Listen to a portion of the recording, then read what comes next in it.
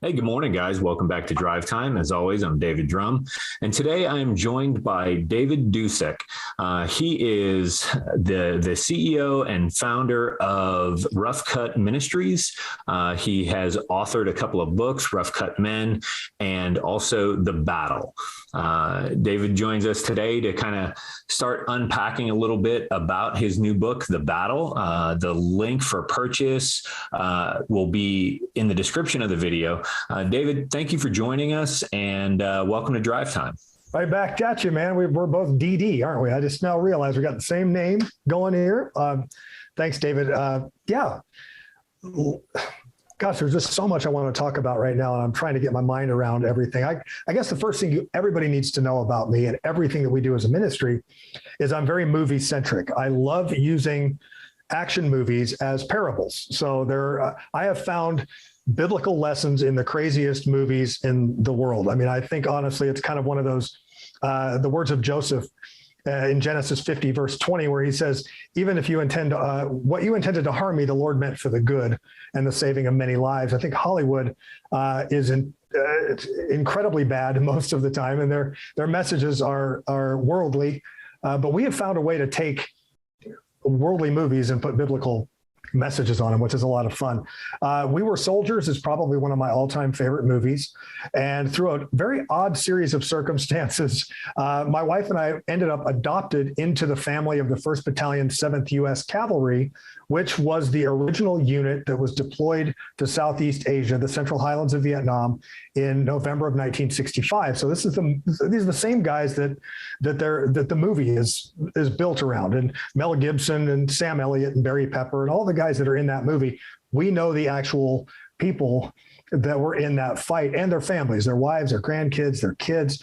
And I spent a lot of time interviewing them. If you don't know much about this battle, 395 men from the 1st Battalion, 7th U.S. Cavalry Air Mobile hit the ground on November 14th, 1965 in the Central Highlands of South Vietnam in a valley of the Ia Drang River, surrounded by mountains.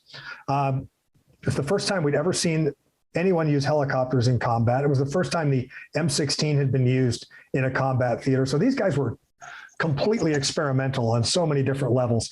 And these 395 men ended up landing on over 2,000 enemy soldiers that were in tunnels underneath a place called the Chupong Massif, which was a mountain right next to this river. So they ended up outnumbered immediately 5-1. And they were engaged in a fight for about 72 hours. In the first 24 hours of the conflict, 79 were killed in action and 121 were wounded. So they lost 2/3 of their fighting force in the first 24 hours of this battle. But it was a resounding victory.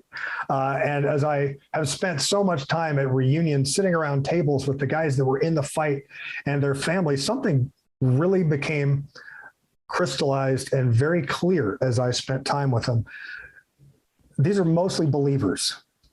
And every single tactic, technique, and procedure that they used on the battlefield also works against the enemy that the Bible says in John chapter 10, verse 10, wants to steal, kill, and destroy. That same enemy that Peter says prowls around like a roaring lion looking for someone to devour.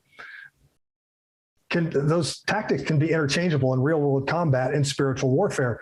And so that's what the book is actually all about. It's right here. And the cover actually is designed after the 1st Cavalry arm patch. It's a bright yellow patch, typically has a horse head on it, which I didn't put on it. And it's about 18 different principles to biblical manhood learned from these war fighters in Vietnam. And one of them always seems to center around my life verse. And my life verse is the words of Solomon in Ecclesiastes 4, where he says very simply that we should pity the man who falls and has no one to help him up. And I'm sorry, guys. I have my moments where I want to isolate. I want to be by myself. I don't want to talk to anybody. And I have found that the enemy tends to attack me in those moments when I've pulled myself out of the fight. I'm no longer engaged with anybody at home. I'm no longer engaged with my friends. I am going through the motions. And that is the surest way to die on a combat field. You never kick a door without overwatch. You never go through into law enforcement guys know you never take a door without somebody pointing in the opposite direction, making sure that you don't get shot in the back. Now, I spent a lot of time with the U.S. Army. I've been with a lot of their units. I've been with the 1st Cav, the 3rd Infantry Division, 7th Special Forces. I've been to Korea, Germany, all over the United States, 101st Airborne. If you've ever seen Band of Brothers or Saving Private Ryan, I've been with them as well. And I did not grow up in the church. So for the first 32 years of my life, I had no God except for me. And when I met the Lord, I started spending a lot of time in church. And I just have to put this out there. We do things with regards to ministry to men, which I've now been involved in professionally since 2006. We do things really upside down in the way that they should be. And David, I know you're going to track with me on this. I know it's something that you guys do in your church very specifically, and it lines up with your heart as well. The Army, just to give you a quick background so you see where I'm coming from, the Army is comprised of 3 corps: 1st Corps, 3rd Corps, and 18 Corps. Now, there are almost 500,000 active duty soldiers in the U.S. Army. If you're in the Army and one of those 500,000 people, you are in one of those 3 corps. Now, each corps is broken into 2 to 5 divisions of somewhere between 10 and 18,000 soldiers each. Now, those are the divisions are what they make movies out of. Again, 101st Airborne, Saving Private Ryan, Band of Brothers, go way back, throwing back into I think it's the 60s, the movie The Big Red One with Lee Marvin. It might even be the early 70s. That was the 1st Infantry Division, one of the first sets of boots on the ground on D-Day in Normandy. They're iconic. They make movies out of divisions. So each corps has 2 to 5 divisions of 10 to 18,000 people each. Each division is broken into 3 to 5 brigades of somewhere between 3,000 and 5,000 people, give or take. Brigades are then broken into 3 or more battalions of somewhere between 300 and 1,300 in them. Battalions are broken into companies of around 100. That's where we find Alpha, Bravo, Charlie, headquarters. Delta is usually the heavy guns and your artillery. Each company is then broken into platoons of somewhere between 15 and 30. Platoons are broken into squads of somewhere between 8 to 10. And then a squad can ultimately be broken down into a fire team, which is 4 people. And then if you really want to break it down, you can go into a 2x2 tactical cover formation, which is just 2. So if you're tracking with me, we have gone from 500,000 people down to 4. Wars are not won on a division parade ground with 17,000 soldiers in Class A uniforms without a weapon to be seen, listening to the commanding general address the division. They are won when 4 guys jump into an armored vehicle inside the wire. They close the door. Guys driving, guys riding in the right seat, someone's in the back, and then the 4th man's got his hands on a 50 cal machine gun mounted up in a turret. So when they go outside the wire, they are now officially downrange and on enemy ground. And there's an enemy out there at every turn who wants to shoot them or blow them up. We can live our lives, guys, the exact same way as men of God in the church. It is not about Sunday morning is your division parade ground. All right. That's when you put on your Class A uniform. When I have 5 kids, so I had my wife on one end and 5 kids, and we were the hashtag marriage goals family, right? Everybody was smiling. The kids were perfect. Nobody needed to know that she was ready to throw me out on the highway on the way to church. We had our game face on. Everything was awesome. And we listened to our senior pastor, our commanding general, give us a charge for the week. Now, granted, when you're in the Army, you are part of a division. You are part of a corps. You are part of the larger element. Guys, do not forsake the assembly in lieu of something smaller. You need to be plugged into a church body.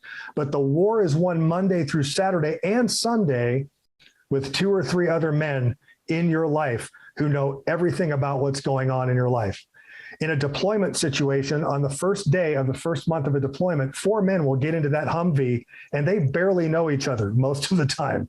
They haven't spent a lot of time together. Sure, they might have the same unit patch on, but they know very little about each other. Here's the way the conversation typically goes. It'll sound a lot like a Saturday morning pancake breakfast at church. What's your name? Are you married? Do you have any kids? In this case, it would be how long have you been in the Army? And then it quickly degenerates into who's your favorite football team? Stays about an inch deep and a mile wide, and outside the wire they go. Well, here's what will happen on the first day of the 9th month of deployment. Guy gets in the driver's seat, guy jumps in the right seat, dude's in the back, guy mounts up on the 50 cal. The driver looks over at the fire team leader who's in the passenger seat, and it looks like the neighbor killed his cat. I mean, there's something visibly wrong with him. These guys have been together so long now that the guy driving can recognize signs of stress just by the dude's facial expression. And he asks him, "Hey, you all right?" And then the guy in the right seat, and this is a true story, and I've heard it thousands of times. "I just got a call from home. It turned out my neighbor has moved into my house. My wife wants a divorce. So I have no marriage, no home, no place to go back to. I'm here for 2 more months and I'm utterly devastated."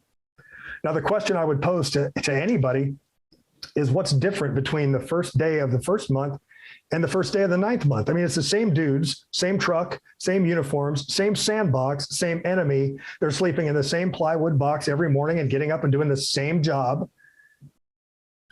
The only difference between the first month's first day and the 9th month's first day is time.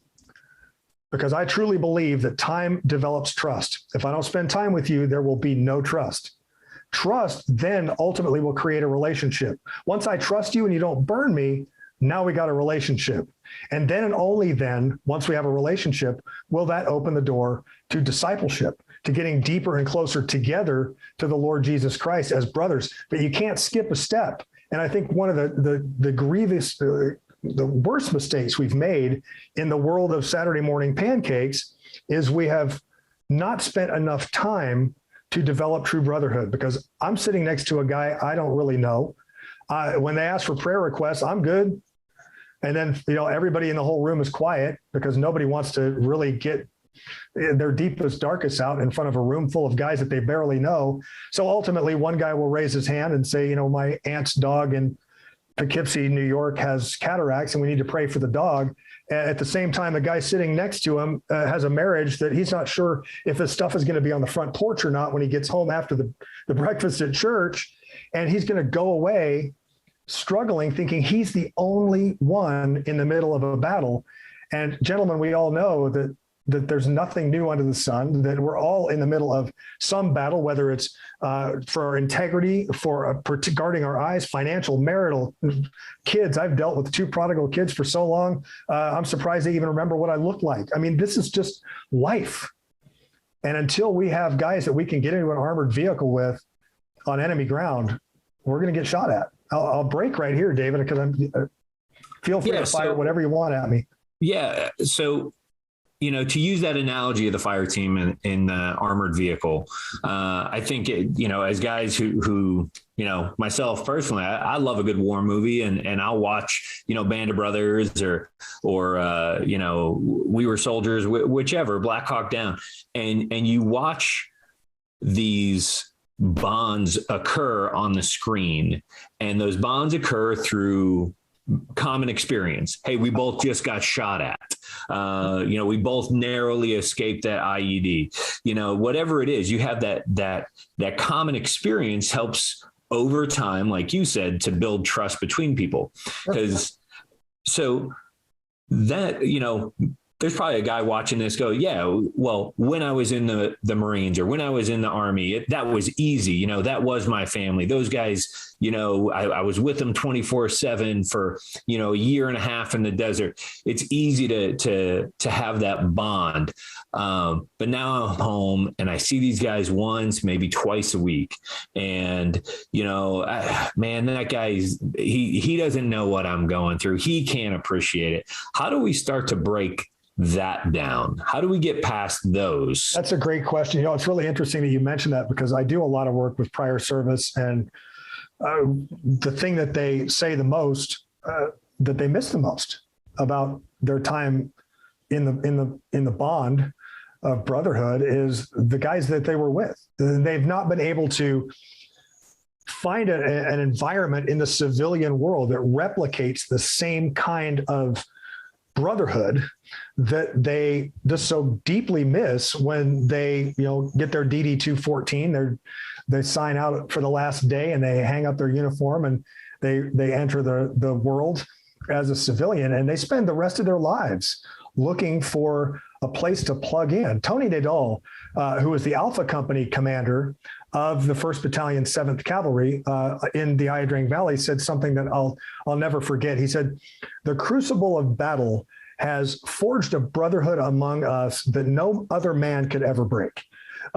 If you were not there spilling the same blood in the same mud, you'll never know what it was like to be in the Ayadrang Valley. And that's the truth. I mean, in any case, whether it's the 3rd Infantry Division in downtown Baghdad and OIF 1 or anywhere else, the guys that were in Pearl Harbor, the guys that hit the beach on D-Day, nobody knows what that was like but them. And there is a way to replicate that. I think the onus falls back on us really as men's leaders to create ministry that meets needs. Probably one of the greatest ministries that has kind of become an offshoot of mine that's accidental, and it's more of a personal ministry than a mission-focused ministry, is I'm divorced and remarried. And I have 2 kids. I met the Lord after my marriage imploded, and then the mother of my kids passed away at 37 years old of cancer, and my son attempted suicide, and I went through a whole lot of different things. And I'm very real about that in front of a group of guys. I'm being real about it right now as well. No one really knows what it's like to raise somebody else's kids. Stepkids are a whole different ball of wax because you're married to mama and you want to instill the discipline of a biological father, but there are limits to that because there's probably still a biological father somewhere in the mix. And in my case, there is. So I can only step so far before I walk into the mommy clause. So there's like this balance of, I don't want to, upend anything. And I think if we really start focusing on meeting needs for men, if we don't just get together and do another video series. There's some great stuff out there. I've got one. Tony Evans has got a ton of them. There's the 33 series, but we end up staying an inch deep and a mile wide because we're living in this compartmentalized conversation. It's being led and it's facilitated, and there's only so far we can go. It's only when we're out on a golf course, in a bass boat, out shooting together, just doing something. I will never use the term breaking bread because it's just way too holy. We're out, killing off some hamburgers and shooting some, killing off a few rounds out of our gun or whatever it is that we do. That's when I have the opportunity to say, man, I'm really struggling with one of my stepkids, or I'm really dealing with a prodigal kid. If we sat down as ministers to men and we said, all right, guys, I'm taking a poll. We've got our choice of marriage, money, or raising kids, raising teenagers for our next topic. Which one do you want to do? And what will happen is organically, some of the guys will be divorced and remarried because we represent 40+% of the men in the church. And no one knows what it's like to be divorced and remarried except for a divorced and remarried guy. No one knows what it's like to lose a spouse, God forbid, than a guy who's done that. And so if we get guys together in their little spiritual Ayadrang Valley, in their Normandies, in their work, they'll know what it's like. If I put a young adult who's just gotten married, is about to have kids, in a group with a bunch of guys who are recovering from a divorce, that's a bad fit.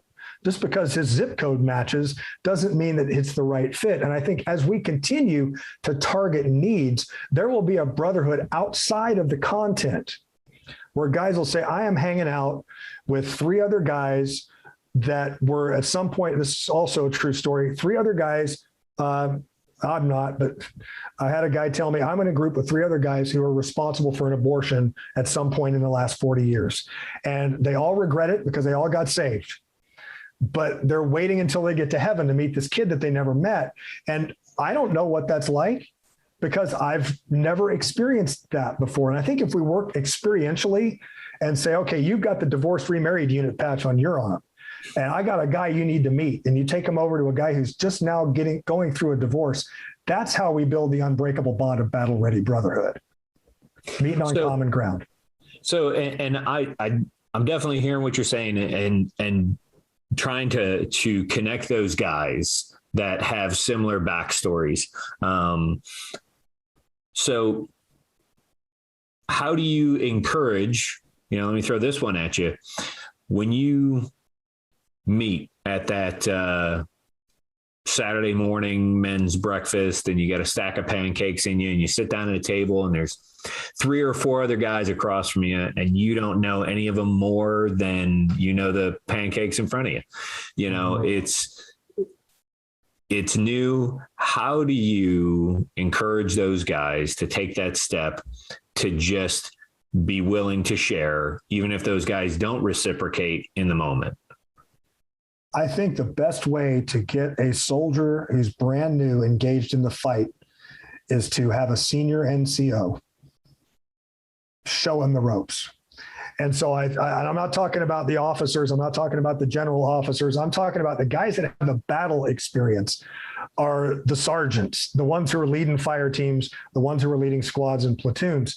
And we have those guys inherently already in our small group. So what we really need to do is make sure that we're encouraging our, not senior leaders, that's a wrong term, our senior non-commissioned officers, the guys that we see every Saturday who we know are already doing things, and we keep our ear to the ground. And if we have a new guy come in and we find out in the topic of discussion that he loves to do woodworking, and we know someone that, spins baseball bats in their garage on a lathe, then we connect those two people and we encourage them to exchange phone numbers. Lord knows we're hyper connected, and get them to connect off site. It's probably not going to happen on the first day with 5 guys sitting around a table and this dude just walks in for the first time. The breakthrough moment for him is going to come, number one, when someone actually acts like they care, and that the click is shattered when a guy welcomes someone new to the table. Because I speak at lots of men's conferences, and I'm very familiar with the same 4 dudes that sit at their table, and nobody else feels like they can work their way in. But that's like having 4 really experienced combat sergeants and a table full of brand new boot privates, and not allowing the wisdom of these battle-tested guys at this table to trickle down to the other one. So really, it's our responsibility to connect other guys who are leaders and say, look, before you leave this Saturday, it ain't about you and the 3 other senior NCOs you're sitting with. When you see someone new, your whole mission this weekend is to go over and engage them in conversation. And invite them to sit at your table. And don't rush the fruit, because I promise you, there's one guy that will never shut up, and there's one guy that won't want to talk at every table, at every men's breakfast on the planet on any given Saturday. It's just the way it works. That's funny. I think I've seen that table before. So, all right. So you and I discussed before we hit record on this, we like to kind of land the plane each week on these videos we look for the tangible thing we can do each week to improve, to get 1% better. And we're talking about this whole theme of finding, your own band of brothers and being willing to be that brother, and, sure, and keeping your ears open for similarities between stories. Not that you're betraying any confidences that were given, but maybe you're just a guy who says, maybe you should talk to this guy. I think you guys got similar stories, and you're not really revealing anything other than, trying to make that introduction. But for the new guy, how do you, what's the step this week that these guys can take, whether they're the battle-hardened leader, or they are the fresh boot who this is, hey, this is week 1. This is the first breakfast I've come to. This is the first men's study I've been to. They're not really sure about it yet. How do we go forward from here? Well, the new guys just keep showing up. Just keep mounting up in the Humvee, because what will happen is that conversation will get deeper. We'll go from an inch deep, mile wide. I promise you, the more comfortable you are, the more you develop trust, the more the Holy Spirit's going to prompt you. You're going to hear something out of one guy's mouth and go, I fit at this table. I thought I was the only one. That's your moment is good. Your tasking for the week is to just keep coming. Your task for the next day is to just take one more step. You senior leader guys, you seasoned church dudes who are leading small groups and coming every Saturday, and you're in church, 3 services on Sunday. Now, I'd ask that you pray that God shows you exactly who you should reach out to. Y'all already know who it is. The Holy Spirit's been prompting you to call somebody, to see somebody. You see the dude in church, and I forget why I walk in the kitchen because I'm over 50. So every once in a while, it's a legitimate excuse. But I'm telling you, make a move this week. It sounds weird, but make a date with somebody. I think about my marriage. Had I taken my wife out for pancakes on Saturday morning, the first of the month, and then dropped her off at home and said, I'll be back next month on the first of the month and we'll go out for pancakes for an hour, that woman never would have married me because I had to hard sell her on the fact that I was an okay guy in the first place. And it took more than an hour every week or every month to do that. So senior leaders, reach out to somebody. You probably already have them in your phone somewhere or written down or one of their business cards from the last breakfast or someone you've interacted with at church, and go do something. It doesn't matter who you're with or what you're doing as much as who you're with. Go get coffee, do whatever it is you like to do, but take somebody with you. That's good. Just that common experience building a bond. Yep. Because whatever you're doing, you're going to be spending time. Time develops trust. Trust creates relationship. Can't do them out of order. Gotcha. Well, hey, David, again, thank you for being here today. Guys, I'm going to put the link to David's newest book. Actually, you can find both of his books on his website, but I'm going to put the link there. There's also a video series that you can jump into. He's got a ton of information. He's on Facebook as well. I invite you to check it out. He's actually going to join us again for another video next week. And we're going to dive a little bit further into the battle and the book and really the direction he goes with it. So, David, thanks for being here. And gentlemen, we'll see you again next week here on Drive Time.